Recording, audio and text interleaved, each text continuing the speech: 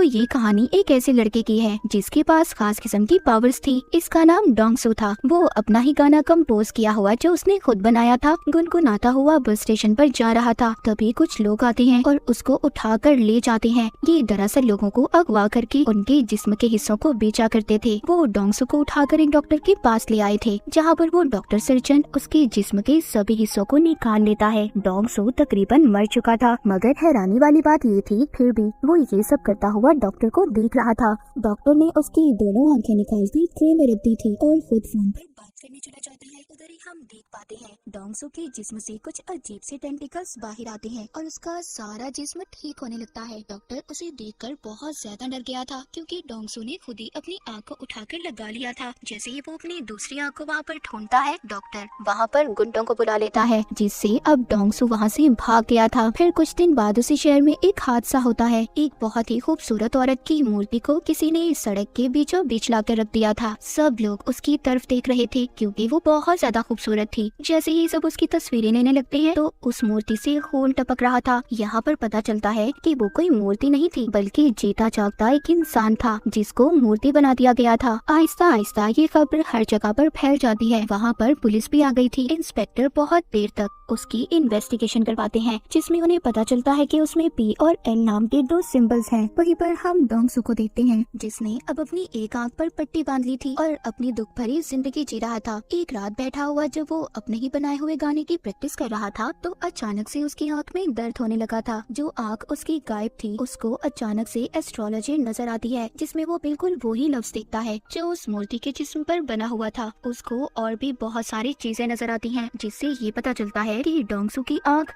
किसी दूसरे आदमी के पास है। तभी डोंगसू ये सब देख पा रहा था जो वो आदमी कर रहा था। अगले दिन डोंगसू अपने काम पर जाता है जो एक कबाड़ खाना था। तभी वहाँ पर कुछ लोग आते हैं जो उसके दोस्त को बहुत मार रहे थे। डोंगसू अपने दोस्त की मदद करने की कोशिश करता है और बेचारा खुद ही मार खा लेता है। उन्हीं में से एक आदमी डोंगसू को मारने के लिए चाकू निकालता है, पर डोंगसू उससे लड़ाई करता है और इसी उसमें बेचारे डोंगसू का कान कट जाता है, जो कि जमीन पर गिर गया था। ये देखकर सभी वहाँ से भाग जाते हैं। अब जैसे ही वो वहाँ से जाते हैं, डोंगसू अपना कान उठाकर अपनी अजीब खास किस्म की पावर्स ताकत से अपने कान को जोड़ लेता है। उधर ही वो लोग भी अब डोंगसू को ढूंढ रहे थे जो जिस्म के हिस्से बेचा करते थे। उन्हें पता चल चुका था कि डोंगसू का जिस्म और उसका एक एक हिस्सा बहुत खास है, क्योंकि उसे जितना भी जख्मी कर लो काट लो वो खुद ही जुड़कर ठीक हो जाता है। और ऐसे जिस्म की मार्केट में लाखों करोड़ों में कीमत है। लड़ाई खत्म होने के बाद डोंगसू अपने घर जाता है, जहाँ बैठा वो अपने गाने की प्रैक्टिस कर रहा था, मगर उसको गाने की लिरिक्स सही तरह से याद नहीं थी। वो दोबारा से सुनकर प्रैक्टिस करने लगता है। तभी उसको विजन एक ख्याल आता है। उसको उसी आदमी का ख्याल आ रहा था जिसके पास डोंगसू की दूसरी आंख थी। वो भी बैठा उसी का गाना सुन रहा था। तभी डोंगसू की आंख में दर्द होने लगता है, जिसके बाद डोंगसू ये फैसला करता है कि वहीं पर तो बाना जाएगा जहाँ पर उसे ले जाया गया था और अपनी आंख को ढूंढेगा। मगर वो लोग उसको पहचान लेते हैं जो उसके पीछे पड़े थे। वो उसको पकड़ने की कोशिश करते हैं। वो उनसे बचकर भाग रहा था, पर तभी उधर ली नाम की लड़की आकर उसे बचा लेती है। ली कहती है, मैं जानती हूँ तुम डोंगसू ही हो ना। जिसके बाद वो उसकी टांग पर अपना चाकू निकालकर एक कट मारती है और वो देखते ही देखते खुद ही ठीक हो जाता है। डोंगसू ली से बचकर वहाँ से भाग जाता है।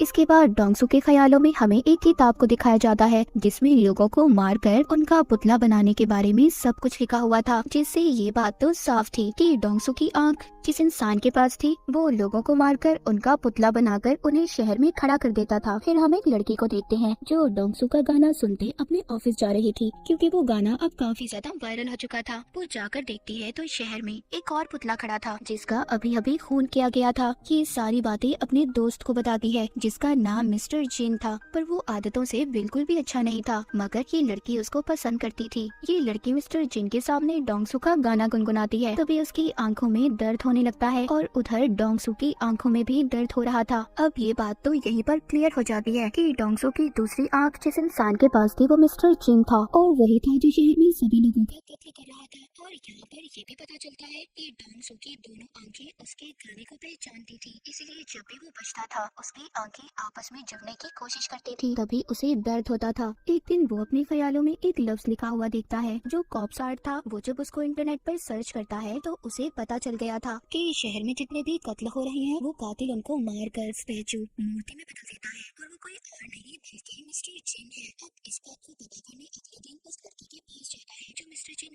थी कि उसको देखकर पहचान लेता है, क्योंकि इस लड़के को इसने अपने ख्याल में देखा था। ये उससे पूछता है कि कल तुम जिस आदमी के साथ थी वो कौन था। वो लड़की इसको कुछ भी नहीं बताती और डरकर चली जाती है। उसे ऐसा लग रहा था कि ये उसको छेड़ रहा है। अब डोंगसू किसी बात के बारे में भी नहीं जानता था। उसको तो ये भी नहीं पता था कि कातिल दिखता कैसा है। डोंगसू अब एक एस्ट्रोलॉजर के पास जाता है और उसको उन सिंबल्स जो उसने देखे थे और उन तारीखों के बारे में बताता है जब खून हुए थे। एस्ट्रोलॉजर उसको बताती है कि सब आपस में जुड़ी हुई चीजें हैं, इन सब को मिलाकर कल की तारीख भी मिलती जुलती है। मतलब डोंगसू ये बात तो समझ गया था कि कल भी खून होने वाला है, पर कब कहा ये बात वो नहीं जानता था। उधर ही वो लड़की जो मिस्टर जिन को पसंद करती थी, उसकी दोस्त भी थी, वो उसके घर जाकर यहाँ वहाँ घूमने लगती है, जिससे उसे वो किताब मिल जाती है जिसमें मरे हुए लोगों को पुतला कैसे बनाना है सब लिखा था। उसको भी ये बात पता चल चुकी थी कि जितने भी कत्ल हुए हैं उन सब के पीछे मिस्टर जिन का हाथ है। अगले ही दिन दोबारा से शहर में पुतला खड़ा था। जब सब उसको देखने चाहते हैं, उधर वो लोग भी थे जो डोंगसू के पीछे पड़े हुए थे। वो उसको देख लेते हैं और पकड़ने की कोशिश करते हैं, उसको मारने वाले थे। तभी उधर लिया जाती है जिसने एक बार फिर से डोंगसू को बचा लिया था। वो डोंगसू को बताती है कि मैं एक नॉवेलिस्ट हूँ जो कि कनेक्ट नाम के नॉवल को लिख रही हूँ, जिसमें सुपर ह्यूमंस ताकतवर लोगों के बारे में बताया जाता है कि कैसे उनके जिस्म के हिस्से अलग करके भी वो आपस में जुड़ जाते हैं। अब खैर ली ने डोंगसू की जान बचाई थी, वो उसको थैंक्स बोलता है, उसका नंबर लेता है, जिसके बाद डोंगसू वहाँ से चला गया था। दूसरी तरफ हम मिस्टर जिन की दोस्त को देखते हैं जो काफी परेशान थी, क्योंकि उसको मिस्टर जिन की सच्चाई के बारे में पता चल चुका था और उसको अपने साथ छत पर ले जाता है। मिस्टर जिन की दोस्त कहती है मैं सब जानती हूँ, तुमने किस किस को मारा है और उन सभी पुतलों के बारे में भी। जब ये बातें वो बता रही थी तभी वो आदमी आकर चुपचाप इनकी बातें सुन लेता है, जिसको पहले ये सब बता रही थी। उसका फोन बच जाता है, जिससे मिस्टर जिन उसको देख लेता है, उसको पकड़कर बहुत ही बेरहमी से मारता है और फिर उसे नीचे गिरा देता है। मिस्टर जिन की दोस्त भी ये सब देखकर बेहोश हो गई थी।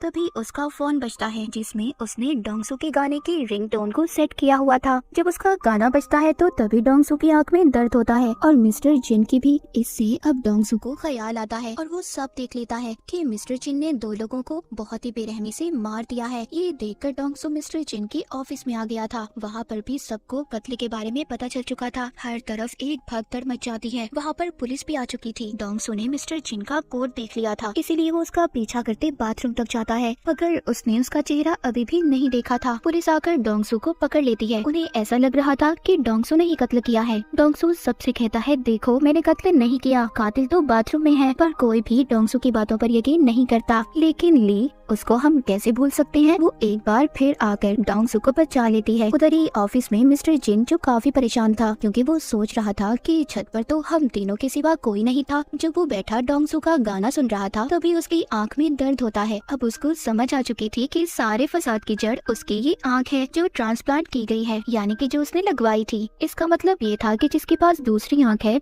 वो सब देख सकता है, जो मिस्टर जिन कर रहा था। एक दिन डोंगसू ली को अपने घर लेकर जाता है और उसे सब कुछ बताता है। वो शुरू अपने बचपन से करता है कि कैसे वो एक दफा पेड़ से गिर गया था, उसकी टांग टूट गई थी, मगर वो खुद ब खुद ठीक हो गई, जिस वजह से मेरे सभी दोस्त मुझे मॉन्स्टर बुलाने लगे और मेरे घर वालों ने भी मेरा साथ छोड़ दिया। उस रात के बारे में भी बताता है जब इसको अगवा करके कुछ लोग ले गए थे और उन्होंने उसकी आंख को निकाल लिया, जो मिस्टर जिन के पास है और वही है जो शहर में सबको मार रहा है। बस मैं उसको पकड़वाना चाहता हूँ, पर मैं उसके बारे में कुछ भी नहीं जानता। ली सब बातें सुनकर हैरान हो गई थी। वो कहती है तुम परेशान मत हो, मैं तुम्हारा साथ दूंगी, और उसको एक चश्मा भी लगाती है। कहती है इससे तुम्हारा कोई मजाक नहीं बनाएगा और ना ही लोग तुम्हें पहचान पाएंगे। जब वो मार्केट में कुछ लेने जाते हैं तो उधर डोंगसू के पोस्टर लगे हुए थे। पुलिस उसको ढूंढ रही थी, लेकिन अचानक से उसकी आंख में दर्द होने लगता है। वो देखता है कि मिस्टर जिन उसकी तस्वीर बनाकर उसे कह रहा था कि मेरे मामले से दूर रहो, नहीं तो बेमौत मारे जाओगे, क्योंकि वो जान चुका था कि जिस आदमी की आंख उसे लगाई गई है वो कोई और नहीं बल्कि डोंगसू है, और उसे साथ ही होने वाले अगले कत्ल के बारे में भी पता चल जाता है। रात को जब डोंगसू मिस्टर जिन को ढूंढने निकलता है तो उसको एक आदमी मिलता है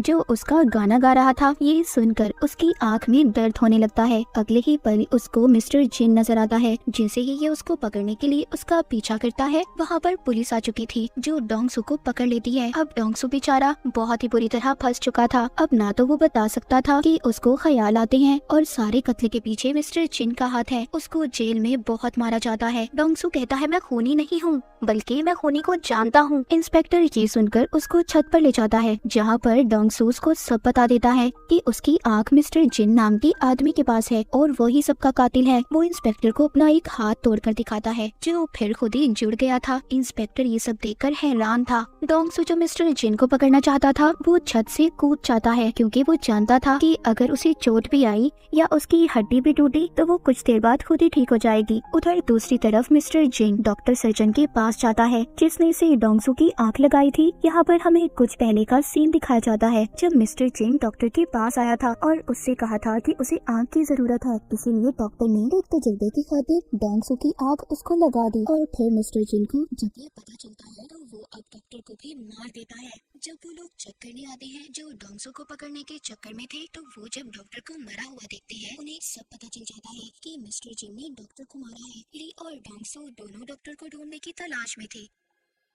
ली एक आदमी को देखती है जो उन्हीं लोगों ने डोंगसू के पीछे लगाया था जो जिस्म के हिस्से बेचा करते थे। ली उसको पकड़ लेती है और उसे मार देती है। उधर दूसरी तरफ डोंगसू बहुत खुश था क्योंकि उसका बनाया हुआ गाना उसका फेवरेट सिंगर लॉन्च करने वाला था। तभी मिस्टर जिन अपने फोन पर नंबर डायल करता है। डोंगसू भी उसे देख पा रहा था। यहाँ पर पहली बार दोनों की बात होती है। डोंगसू से पूछता है कि तुम लोगों को क्यों मार रहे हो। वो उसको बताता है कि मुझे कैंसर है और अगर इस बीमारी की वजह से मैं जिंदा नहीं रह सकता तो कोई भी इंसान जिंदा नहीं रहेगा और तुम आगे आगे देखो मैं लोगों को कैसे मौत देता हूँ। वहीं पर अब ली के मारे हुए आदमी की लाश भी पुलिस को मिल गई थी और साथ ही साथ मिस्टर जिन के खिलाफ सबूत भी। जब ली डोंगसू से मिलती है तो वो अपनी गर्दन पर कट मारती है जो देखते ही देखते खुद ही ठीक हो गया था। यानी कि इसका मतलब ये था कि ली भी कनेक्ट थी। वो कहती है शायद हम जैसे और भी लोग होंगे। दूसरी तरफ मिस्टर जिन डोंगसू जैसा बनकर उसी सिंगर के पास चला जाता है जिसने डोंगसू को बुलाया था। उस सिंगर को वो मार कर अगवा कर लेता है और साथ ही डोंगसू को धमकी देता है कि अगर रात तक वो उसके पास नहीं आया तो वो सिंगर को मार देगा। पर वो लोग डोंगसू को पकड़ लेते हैं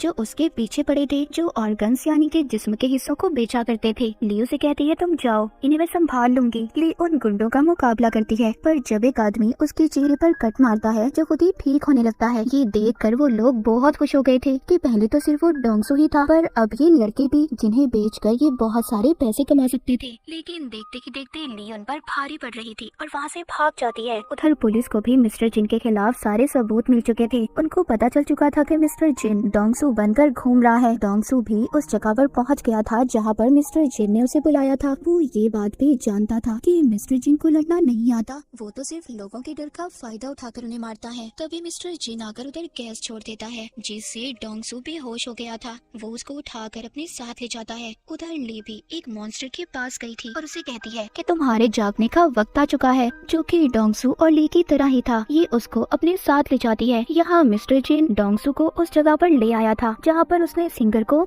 रखा हुआ था और डॉक्टर की बॉडी भी टंगी हुई थी जिसको उसने मार दिया था और बहुत जल्दी पुतला बनाने वाला था। सिंगर की ऐसी हालत देखकर डोंगसू उससे माफी मांगता है। मिस्टर जिन कहता है मुझे कैंसर है, मैं मरने वाला हूँ, इसीलिए मैं डोंगसू की बॉडी का इस्तेमाल करूंगा और अपना दिमाग इसके दिमाग के बदले लगाऊंगा। जहाँ पर जिस्म तो डोंगसू का होगा पर दिमाग मेरा। वो डोंगसू की उंगली काट कर भी सिंगर को दिखाता है। अभी इन दोनों को फ्रीजर में बंद कर देता है जिस वजह से सिंगर तो मर गया था। इस बात पर डोंगसू को बहुत गुस्सा आता है। वो अब आजाद हो चुका था और बाहर आकर मिस्टर जिन को बहुत मारता है। उधर ही ली भी उस मॉन्स्टर को लेकर आ गई थी। मिस्टर जिन जब उस पर हमला करता है उसे भी पता चल चुका था कि ली भी कनेक्ट है। तभी उधर डोंगसू आकर मिस्टर जिन को बहुत मारता है। यहाँ पर मिस्टर जिन डोंगसू पर लगातार गोलियां चला रहा था पर वो तो ठीक होता जा रहा था। डोंगसू ने मिस्टर जिन से अपनी आँख को भी छीन लिया था और उसे मारने वाला था। तभी उधर पुलिस इंस्पेक्टर आ जाते हैं जो डोंगसू को मारने से मना करते हैं। इंस्पेक्टर उससे वादा करते हैं कि मैं तुम्हारा सारा रिकॉर्ड मिटा दूंगा, अपनी जिंदगी की नई शुरुआत करनी चाहिए। अब ली और डोंगसू को ये लग रहा था कि सब कुछ ठीक हो गया है, वो जाने वाले थे। तभी ये देखते हैं वहाँ पर बहुत सारे मिलिट्री के हेलीकॉप्टर आ जाते हैं। अब उन्हें भी कनेक्ट के बारे में पता चल चुका था जहाँ पर वो इन दोनों को पकड़ लेते हैं। अब आगे की कहानी क्या होगी, मिलिट्री वाले इनके साथ क्या करेंगे, ये तो हमें सीजन 2 में ही पता चलेगा। तो सीजन 1 की कहानी यहीं पर खत्म हो जाती है।